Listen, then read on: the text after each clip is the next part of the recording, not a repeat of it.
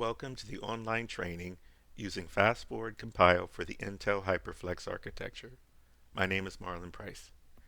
This is one of several trainings that introduce you to the FPGA design flow changes you need to know if you want to extract the maximum performance from an FPGA made with the Intel HyperFlex Architecture.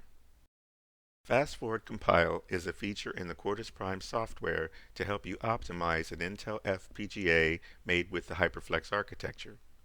By the end of this online training, you will understand how to use this fast forward compilation feature to determine the specific design modifications you can make to your design that will result in improving your design performance. To do this, we will start with an introduction to the fast forward analysis tool, describing what it does and the benefits of using it. We will then cover how to generate the fast forward timing closure recommendations reports and how to read these reports to get information on potential design modifications. Lastly, we will talk about some ways in which you can fine-tune the fast forward analysis to make it more useful to you. When designing for the HyperFlex architecture, to get the maximum performance from the fabric, you may need to make some modifications to your RTL.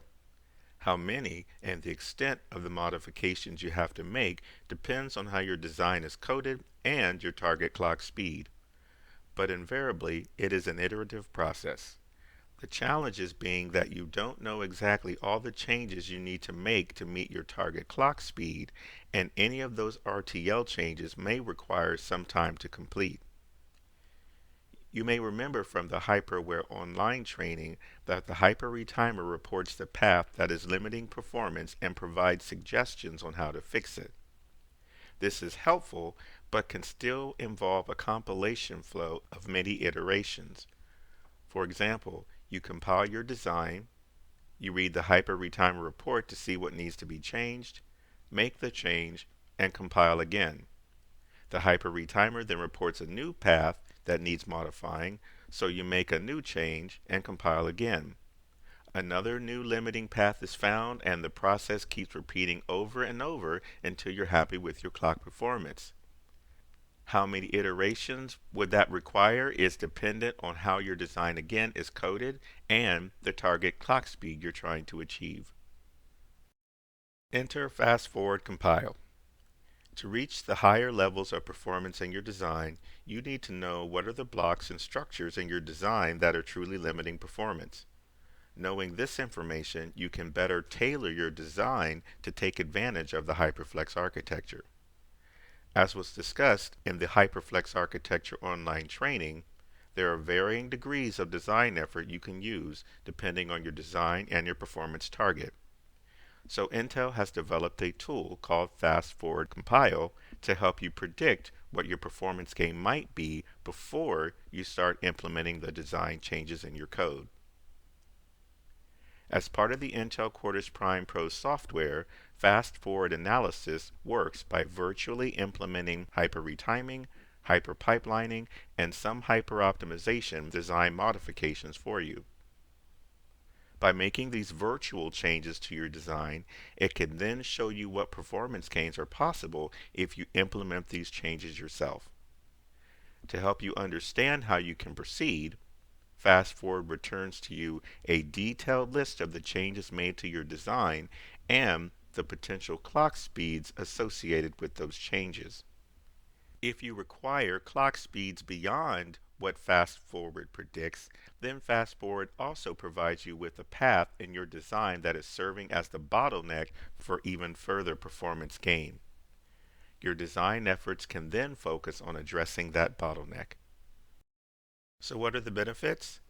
Well, one, Fast Forward can tell you of the design changes you can make to improve performance before you actually modify the code.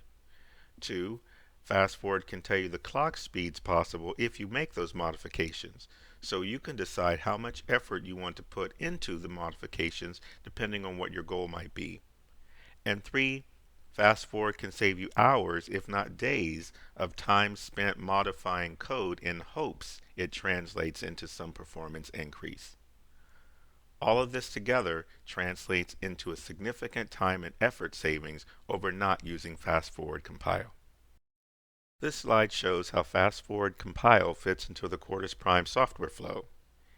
In this diagram, the center horizontal bar represents the standard FPGA compile flow showing synthesis, fitting, and timing analysis. Included with the fitting in this flow are the additional software features to support the HyperFlex architecture, such as the HyperRetimer and HyperAware CAD. Fast Forward is a separate analysis tool that runs on a copy of the fitter netlist after retiming is finished. By making a copy of the netlist, Fast Forward can make all the changes at once without interfering with the results of the standard compilation flow. Fast Forward Compile can be enabled by default to run every time you compile your design and run the fitter. To launch a Fast Forward Compile analysis without running a full compilation, click on Fast Forward Timing Closure Recommendations in the compilation dashboard. You can also find the option in the Processing menu within the Start submenu. If you want to run the analysis from the command line, you can use the -- fast forward argument along with the Quartus fit executable.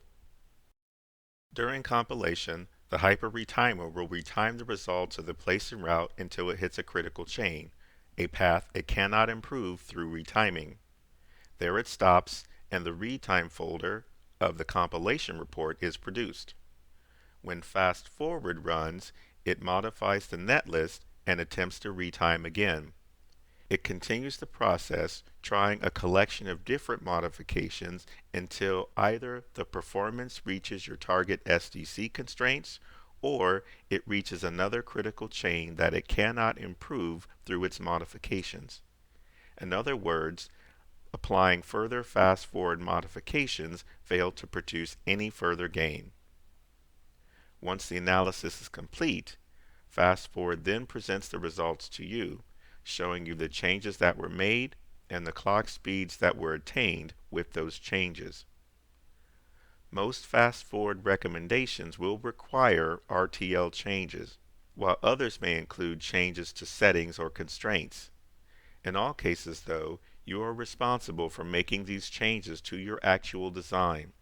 The Quartus Prime software does not modify any source code for you. When Fast Forward attempts to modify a design, there are three basic changes it will perform. 1. It will try to simply remove some basic retiming restrictions. This is called hyper-retiming. 2. It will try to add in new pipeline stages at select points in the design. This is called hyper-pipelining. And 3. It will try to enable RAM and DSP block internal registers if they have not already been enabled by your RTL. This is called hyper-optimization. Each time a collection of modifications are made, Fast Forward reruns the retiming to see if the modification produced some nominal performance gain. Fast Forward results may be viewed in the Fast Forward Timing Closure Recommendations folder of the compilation report once its analysis is complete. One of the reports generated by Fast Forward analysis is the Clock Fmax Summary Report. This report is shown in the screen capture here. The first value in the Fmax column, 275 MHz in this example, is referred to as the base performance, or the design performance before any fast-forward analysis. It is basically the performance of the netlist after the retime stage of the fitter. The three columns highlighted by the blue box, called Achieved with Hyper-Retiming, Achieved with Hyper-Pipelining, and Achieved with Hyper-Optimization, display the results of different stages of fast-forward analysis on the design. The first column is achieved with hyper-retiming. This Fmax value, also 275 MHz in this example, is a potential clock performance if your design is changed using hyper-retiming modifications. In this example, we can see that the performance number did not change from the base, so hyper-retiming alone did not produce any gain. The next column is labeled Achieved with Hyper-Pipelining. This Fmax value, 592 MHz in this example, is a potential clock speed if your design is changed using hyper-pipelining modifications. This example is showing us that hyperpipelining has the potential to produce a 300 plus megahertz gain. The third column is labeled Achieved with Hyperoptimization. This Fmax value, also 592 megahertz, is your potential clock speed if your design is changed using hyperoptimization modifications. Since this number is the same as the hyperpipelining number, this stage does not produce a performance gain on its own. All three types of techniques are covered in more detail in follow-up online training to this one. Please note that these performance numbers are estimates, as they are based on the place and route and subsequent retiming results. They are not guaranteed, so you should not look at these numbers as absolutes. Instead, you should focus on the deltas between the performance numbers. This will give you an idea of how much performance gain is attainable, whatever your original base Fmax might be. To provide all of the details, the analysis produces the fast-forward details report.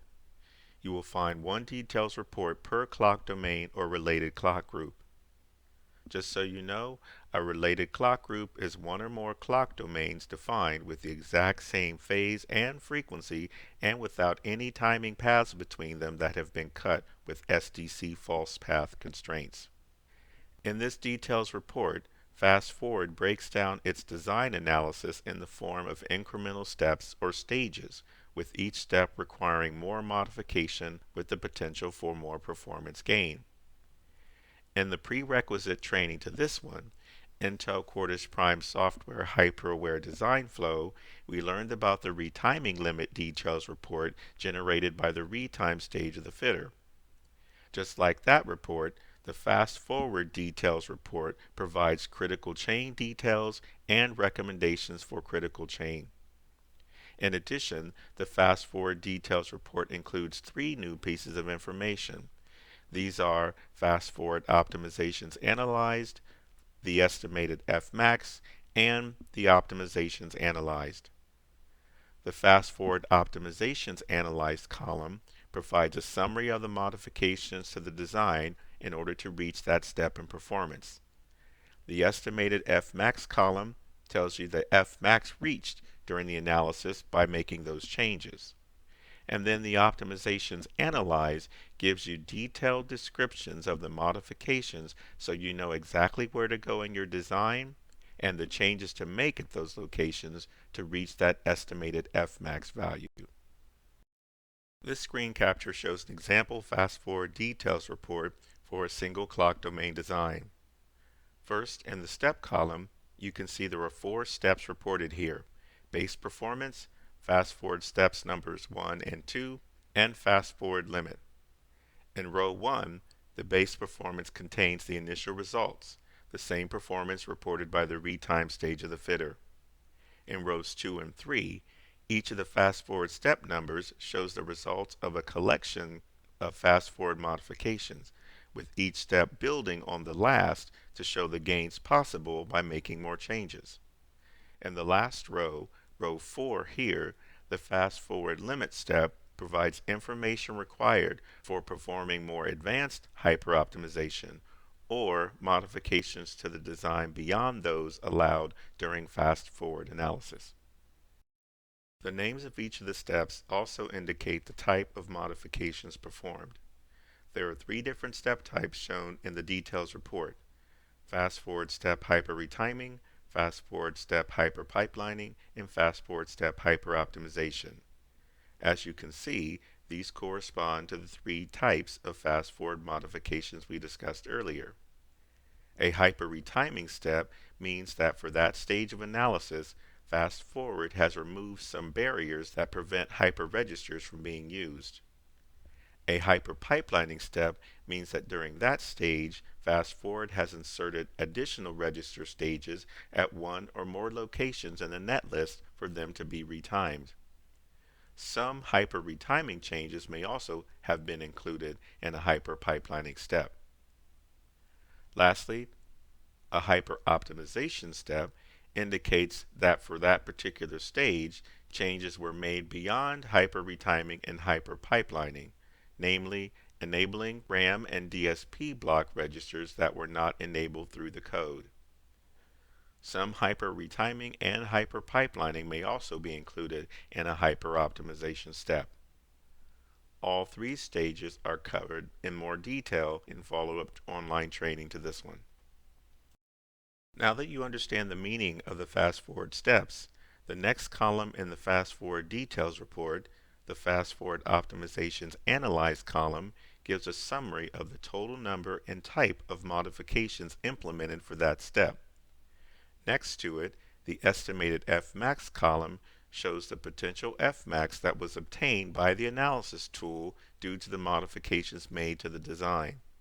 Again, you should not treat these numbers as absolutes, but ranges of potential performance gains.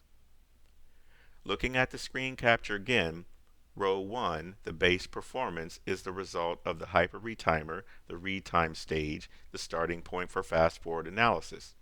Thus, it shows no optimizations being analyzed.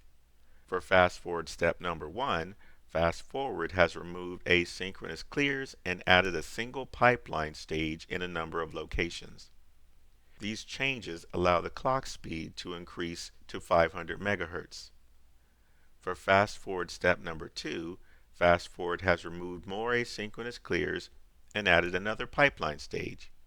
Again, these changes are on top of the modifications done by step number 1 and allow the design to reach almost 600 MHz. This confirms what we saw in the Fmax summary report, which indicated that hyper-retiming alone or just removing asynchronous clears did not result in a performance gain. Since the target clock rate has not yet been met, the analysis has produced a fast-forward limit. This is the state of the design after fast-forward has done all of the modifications it can make that will produce a performance gain. A fast-forward limit will also be reached if the fast-forward analysis determines that additional performance increases will only result in hold violations.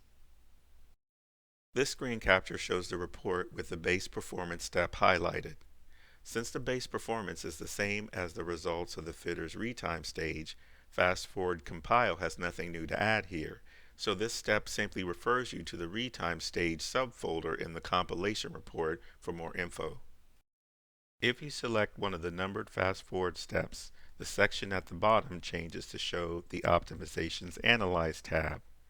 This tab provides guidance on exact changes made to the design to reach that particular fast-forward step over the previous step. So depending on the number of steps you have, you can see the progression of modifications fast-forward is making to your design.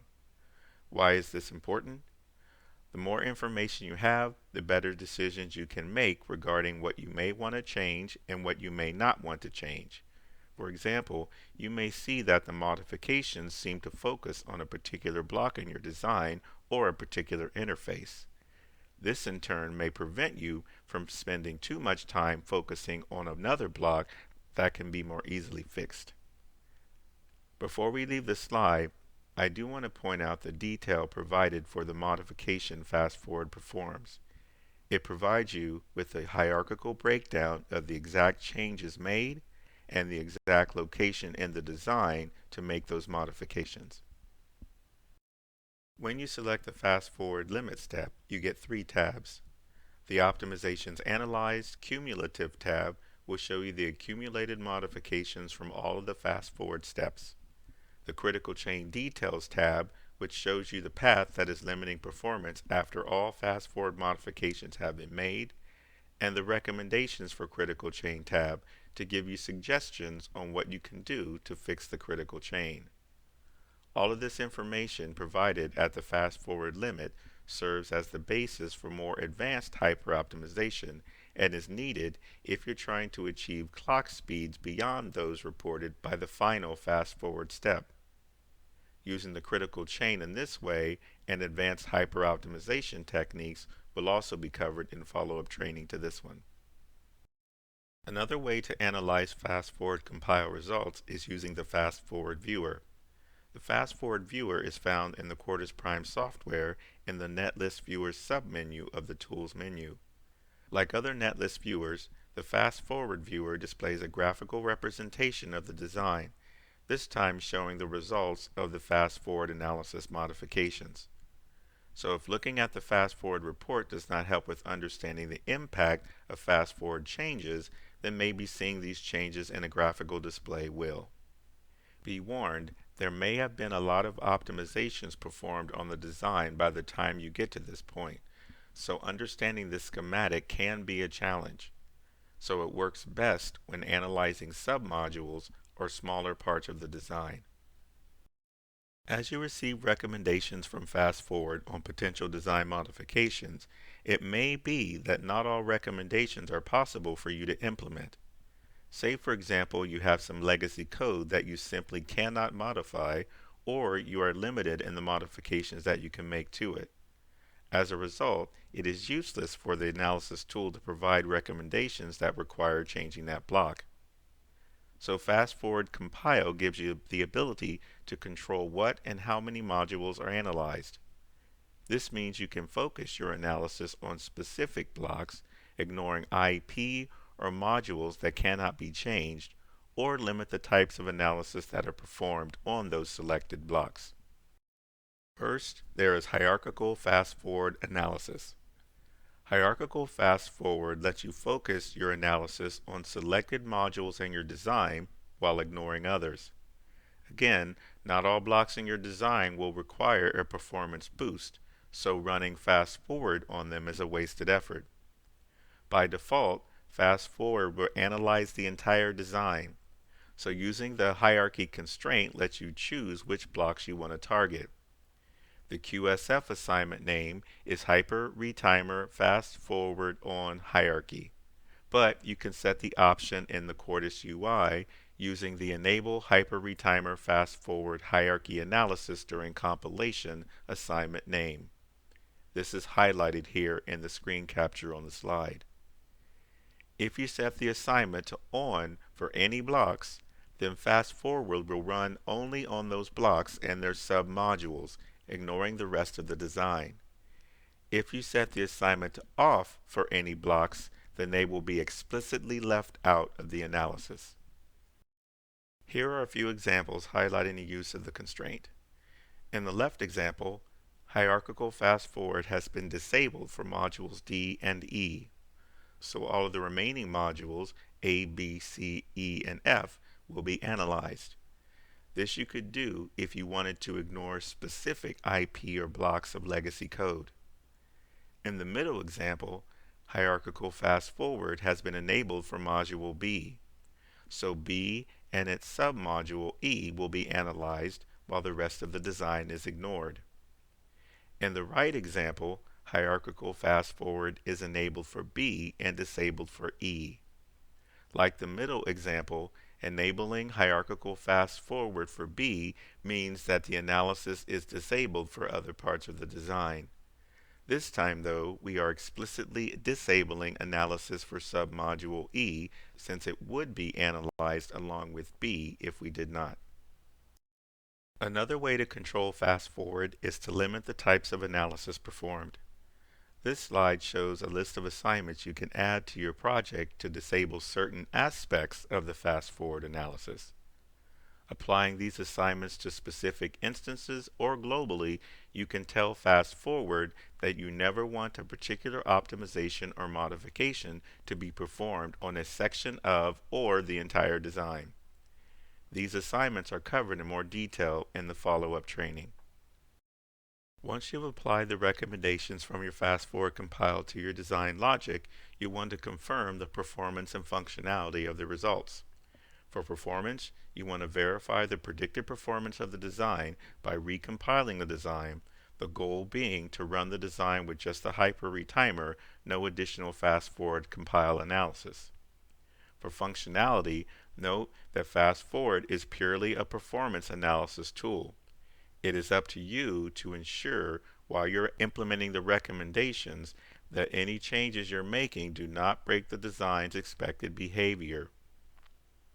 So you must re-verify functionality by running the modified design through your simulation test suite again. After you implement your fast-forward recommendations and recompile, you may discover that the resulting performance is not as fast-forward predicted. Before you assume that you or the software did something wrong, you should understand how fast-forward optimization compares to fitter optimization. Fast-forward analysis is designed to show the performance potential of your design.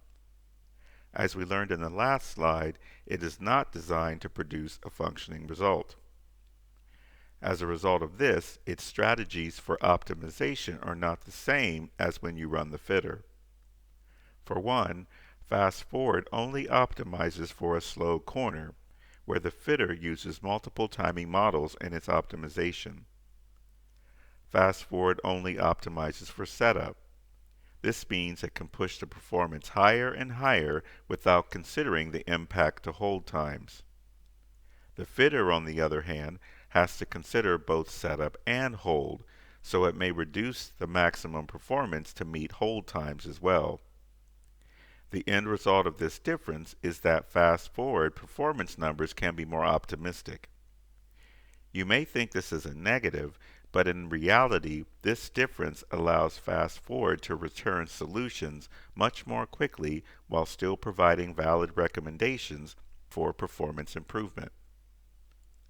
Also consider that the original fast-forward report was based on the compilation results of the original design. Once you modify their source, the fitter is seeing a different design than what was presented to fast forward originally. In any case, it is a very easy solution to simply rerun fast forward on the results of the modified design to see what additional recommendations it may return. So this concludes our look at using fast forward compile for the Intel HyperFlex architecture. In summary, you can see that Fast Forward Compile makes it easy for you to analyze what it will take for your design to run faster in an Intel FPGA made with the HyperFlex architecture. Along with its recommendations, Fast Forward also provides potential clock speed improvements that are possible if those changes are made. And this can be done before you actually make any modifications to the code. If you would like to continue in your learning, you can view the follow-up free online training shown here. The Introduction to Hyper-Retiming course talks about how hyper-retiming actually works and why it's able to provide such large performance gains. The Eliminating Barriers to Hyper-Retiming course then talks about the logic structures in your design that prevent hyper-retiming and some alternative solutions to them. Intel FPGA provides many self-help resources when you need design assistance. For example, there are web pages called landing pages dedicated to specific FPGA technology like transceivers, high-speed serial protocols, and DSP designs. There is a community forum available where you can search for and post answers to questions from other members. The Intel FPGA Technical Training Team is always looking for ways to improve our training and our methods of delivery. Any feedback you have on this course is an important part of that process. Please feel free to email fpgatraining@intel.com with any questions or feedback you have on this course.